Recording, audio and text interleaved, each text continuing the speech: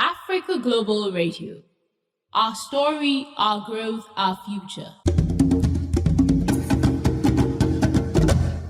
Headlines across Africa. Welcome to Africa Global Radio. I'm Itumeleng Lebakhambi, bringing you headlines across Africa for Monday, 8th of January. In today's bulletin, Ghanaian government stops Pan-African event that was feared for its criticism of the status quo. EU chiefs claim to advocate for a two-state solution may prove intangible in the face of Israel's military plans. And a collaborative film by Jeymes and Jeymes hits the cinemas across the United States of America from Friday 12th.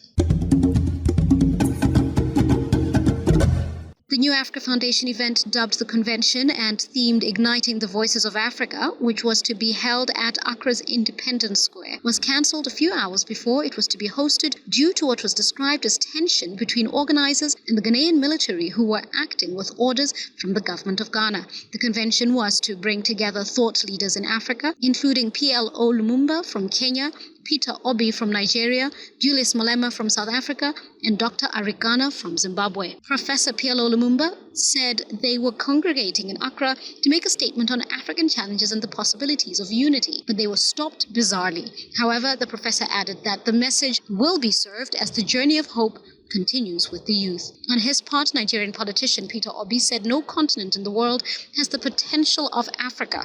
But ironically, because of failed leadership over the years, Africa is also home to the highest number of problems.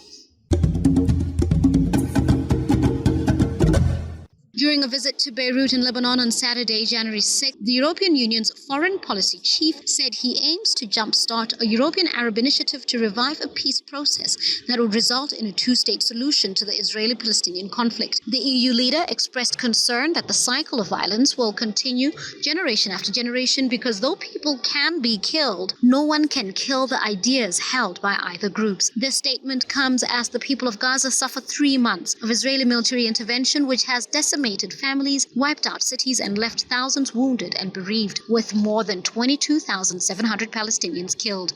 Despite this, Israel's Gaza post-war plan, unveiled last week, does not include a political solution for all of Palestine.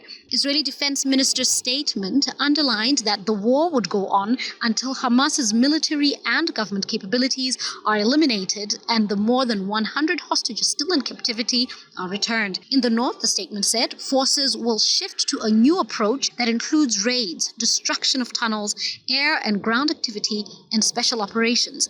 In the south, he said, fighting would continue as long as is deemed necessary. After the war, the statement said Israel will keep security control, taking military action in Gaza when necessary to ensure there are no threats and maintaining inspections of all goods entering the territory. Jay-Z and Jeymes premiered their latest collaboration on Friday in Los Angeles called The Book of Clarence. The 2-hour, 16-minute film follows Clarence, who is captivated by the power of the rising Messiah, who seeks to become somebody and looks for ways to make profit off of the Messiah's new stardom. The movie, set in 29 AD, was shot in Italy and in Jerusalem. Cast members include Benedict Cumberbatch, Lakeith Stanfield, Omar Sy, and Dakar-born U.S. actress Anna Diop. The Book of Clarence original soundtrack features new music from Nigerian artists Yemi Alade and Adekunle Gold. The movie, which blends adventure, comedy, and drama, will premiere on Friday, 12th January in the United States of America. And with that, we've come to the end of Headlines Across Africa with me, Itumeleng Lebakhambi. Join us again tomorrow for our second bulletin of the week, right here on Africa Global Radio. For this and more, check us out on africaglobalradio.com. On Facebook and YouTube, Africa Global Radio. On Twitter and Instagram,